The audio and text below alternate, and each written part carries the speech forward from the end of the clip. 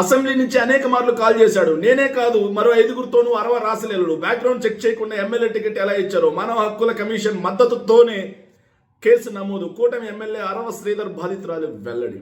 నిజంగా అరవ శ్రీధర్ యొక్క రాసలేలులో ఒక్కొక్కటి బయటకు వస్తామంటే ఆంధ్ర రాష్ట్ర పౌరుడిగా సిగ్గుపడాలి మనం. అతను ఏదో సాధారణ పౌరుడైతే ఒక లెక్క అనుకోవచ్చు, కానీ అతను ఒక ఎమ్మెల్యే. ఒక రైల్వే కోడూరు ప్రాంత ప్రజలందరూ కూడా కలిసి తమ ప్రాంతాన్ని బాగు చేస్తాడు, తమ ప్రాంత సమస్యల్ని అసెంబ్లీలో గొంతు విప్పుతాడు అని చెప్పేసి నమ్మి ఓట్లేసినటువంటి ఆ ఎమ్మెల్యే ఒక స్త్రీతో లోపరుచుకుంటాడు, ప్రలోభ పెడతాడు, భయపెడతాడు, అదేవిధంగా చేతులు కోసుకుంటా అని చెప్పేసి బ్లాక్మెయిల్ చేస్తాడు. రోజు ఒక వీడియో వస్తుంది, ఒకరోజు వీడియో కాల్ వస్తుంది, ఒకరోజు చేతులు కోసుకునే వీడియో కాల్ వస్తుంది. ఇప్పుడు నేరుగా అసెంబ్లీలో ఉండే వీడియో కాల్ వచ్చినా సరే స్పీకర్ ఏం పట్టించుకోడు, ఆ పార్టీకి చెందినటువంటి జనసేన చీఫ్ ఏం పట్టించుకోడు.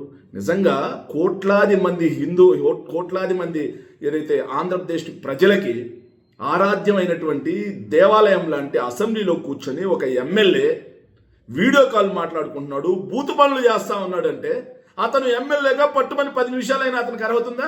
సస్పెండ్ చేయరా? ఇలాంటి ఎమ్మెల్యే ఉన్నది ఒక పార్టీ, దానికి ఒక నాయకుడు, దానికి ఒక సిద్ధాంతం, దానికి ఒక కార్యకర్తలు. సిగ్గుండక్కర్లేదా? ఇలాంటి వ్యక్తి మీద కూడా చర్యలు తీసుకోవడం కోసం ఇంకా వెనుకడిగేస్తారా? అరవ శ్రీధర్దేమో పర్సనల్ అంట, ఏదైతే అక్రమ సంబంధాలు. ఇంకా జనసేన చీఫ్ పవన్ కళ్యాణ్ గారు పెళ్లిళ్ళు చేసుకుంటే పర్సనలే అంట.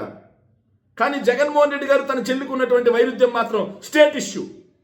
దాన్ని పవన్ కళ్యాణ్ ప్రతి సభలో మాట్లాడతాడు. ఇవి మాత్రం ఎవరు మాట్లాడకూడదు. మీకు సపరేట్ రాజ్యాంగం ఉందా? పబ్లిక్ లైఫ్లో లేరా మీరు?